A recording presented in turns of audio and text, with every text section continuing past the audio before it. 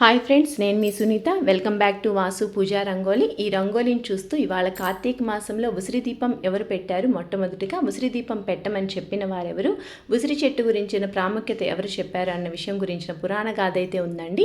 ఆ పురాణ గాథనైతే ఇప్పుడు తెలుసుకుందాం. ఈ పురాణ గాథని వశిష్ఠ మహాముని అయితే వివరిస్తున్నారు. పూర్వం పాండవులు అరణ్యవాసం చేస్తున్నప్పుడు వారికి కార్తీక మాసంలో శివుణ్ణి పూజించాలన్న కోరిక అయితే కలిగింది. అయితే వారు ఉన్న ప్రదేశంలో శివాలయం అందుబాటులో లేదు. అప్పుడు శ్రీకృష్ణుడు వారిని వారు సలహా అడిగినప్పుడు శ్రీకృష్ణుడు వారు ఉసిరి చెట్టు యొక్క ప్రాముఖ్యతను చెప్పి శివాలయం లేకపోయినా విష్ణువాలయం లేకపోయినా ఉసిరి చెట్టు దగ్గర దీపం పెట్టడం వల్ల వారిద్దరికీ చెందుతుంది అని ఇలా అయితే వివరించారు.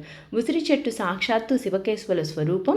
శివుడు మరియు విష్ణువుతో పాటు బ్రహ్మ మరియు సకల దేవతలు ఉసిరి చెట్టులోనే నివసిస్తారని చెప్పాడు. అందువల్ల కార్తీక మాసంలో శివాలయం లేదా విష్ణువాలయం లేని చోట ఉసిరి చెట్టు కింద దీపం పెట్టి పూజ చేసిన శివకేశ్వర అనుగ్రహం కలుగుతుందని పాండవులకి శ్రీకృష్ణుడు వారి సలహా అయితే చెప్పారు. శ్రీకృష్ణుడు చెప్పిన సలహా మేరకు ఆ పాండవులు ఆ కార్తీక మాసంలో ఉసిరి చెట్టు కింద ఉసిరి దీపం పెట్టి శివుని అనుగ్రహాన్ని అయితే పొంది వారి కష్టాల నుంచి విముక్తులైతే అయ్యారు. ఈ విధంగా ఉసిరి దీపాన్ని మొట్టమొదటిగా పెట్టిన వారు పాండవులు, పెట్టించినది శ్రీకృష్ణుల వారు. అందుకే ఉసిరి దీపానికి అంత ప్రాముఖ్యత అయితే వచ్చింది. ఎందుకంటే చెప్పినది శ్రీకృష్ణుడు, పెట్టినది పాండవులు కాబట్టి ఉసిరి దీపానికి అంత ప్రాముఖ్యత.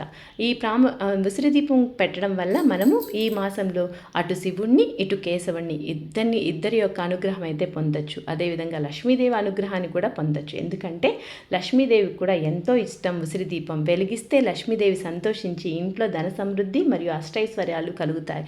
అదేవిధంగా ఈ ఉసిరి దీపం పెట్టడం వల్ల మనలో ఉండే నవగ్రహ దోషాలు మరియు నరదిష్టి లాంటివి తొలగిపోతాయని పురాణాలు అయితే చెప్తున్నాయి.